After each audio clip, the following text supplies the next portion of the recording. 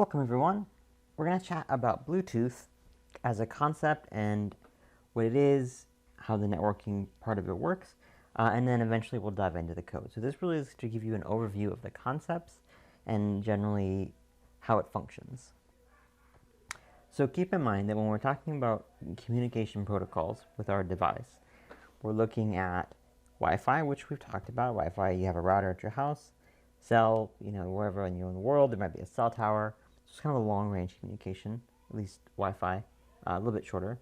Then we have this Bluetooth low energy, BLE, and that kind of occupies, let's say, 1,000-foot range. That number is going to vary pretty wildly, but gives you a sense of context. And then NFC is very, very close. Yeah, payment systems, contactless entry, things like that. Okay, RFID would sort of fall into that last category. So there is really a different range of systems we can use to communicate wirelessly. So what is Bluetooth? Bluetooth is basically a protocol or a standard which actually operates on the same frequency as Wi-Fi. So it's kind of an interesting fact. We use Bluetooth all over the place. I'm sure you're very familiar with it. Your headphones, your wireless keyboard, your mouse, pen to draw on the screen, speakers, things like that. Now we're going to focus on a specific version of Bluetooth called BLE, Bluetooth Low Energy. Sometimes it's called Smart Bluetooth.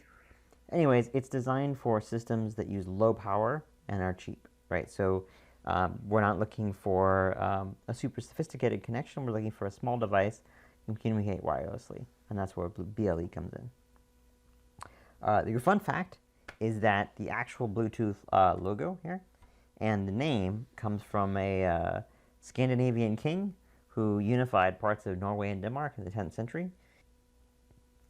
Okay, so a couple sort of definitions we're going to get through. You don't have to be experts in them. I want you to sort of be aware of how this is working. So every device, the phone, the Argon, etc., it's going to have a description of how it operates called this gap.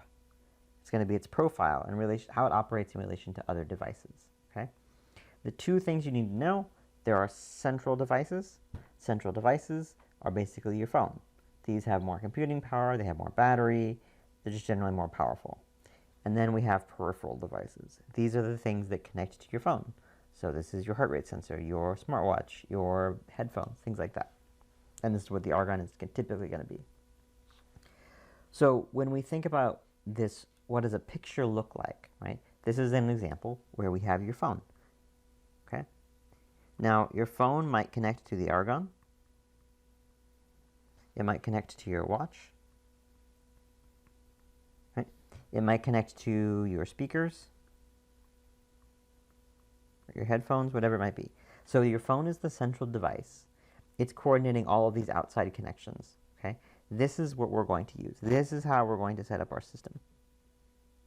Now, it's not the only way to do it though. So I just want to show you that another way we can do it is we can devise our system where we have the Argon here, right? And it's actually communicating with many devices. So here's, let's say this is a phone. This is another phone. This could be another Argon if you wanted to, right? Anyways, basically it's broadcasting. So this might be, you have a system that's sending out a message whenever you walk through a turnstile at a subway, for example. So it's broadcasting the message. And so your phone's going to pick it up, your other phone's going to pick it up. It might say, there's a delay on this train line. Okay. Just to know, there are some other ways to do it. You can do the opposite, which is where the Argon is central, right? And you have a Bluetooth sensor which connects to it. This is not as common, but you can do it. It's in the specifications if you want to go through it. And then there's another way to communicate two Argons together. We're not going to cover that, but it is possible to have a network. We call it a mesh network, meaning there's lots of Argons talking to each other, and that's something that we could do. Okay, we're going to set up our code, and when we do, we have to deal with something called advertising. So I just wanted to explain what this is. So remember, here we go. We have our Argon. Right? Again, this could be anything peripheral. It could be your watch, it could be your headphones. So anything that's peripheral. And this is your phone. So what's happening is the Argon is trying to connect with another device. It's just sitting there all alone, wants to connect, wants a friend. And so every certain length of time, right? This is, again, just 10 to 20, or 10 milliseconds to 10 seconds. So let's say it's some length of time, some time here. every length of time, it sends a message through the air, right, over its frequency, saying, I am here. And then the next time it says, I am here. It keeps sending out its message. And then eventually, when you, let's say you pull out your phone and you say connect to with Bluetooth, it gets, this is your phone, it sends a message here to the argon. The argon receives it. The argon then sends a message back to the phone, and then it starts communicating, okay? So this is how two devices can become synced or linked together at that point. So that's what we say when we say advertising. It's a way of connecting your phone and your argon. Okay, some big terms, but we're going to simplify it, okay? So once you have a connection, okay, between two devices, it gets given a profile. It's called a general attribute profile. You can think of this as just a fancy way of saying, when I connect to a device, what information can I get, right?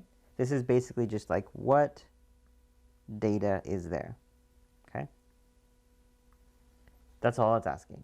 And this is, again, designed by the Bluetooth team that built the standard. They break it into something called services and something called characteristics.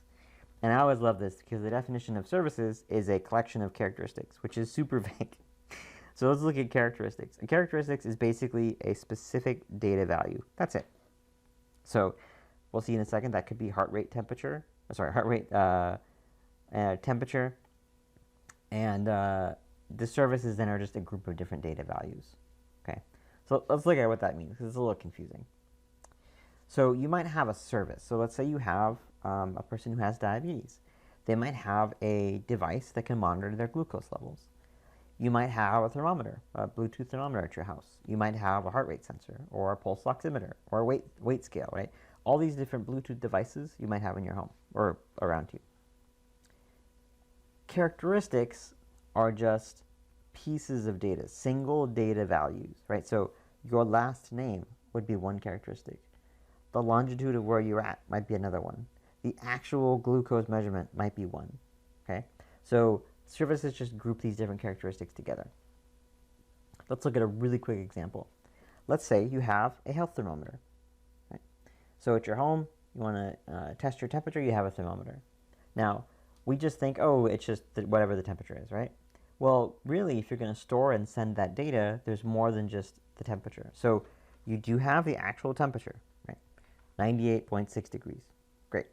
But you also want to be able to tell and store where did you take the temperature, right? If you have it in your ear versus in your mouth, it might have need different compensation, or maybe it just has different error rates, but it's useful information to know.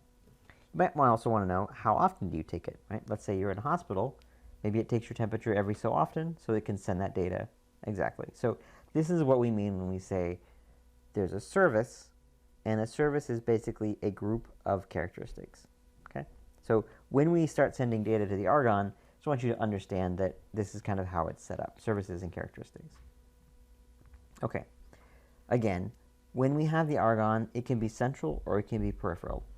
This is the one that we're going to use. We're going to have the argon as the peripheral device, and the phone is going to be central. Okay, we keep it simple.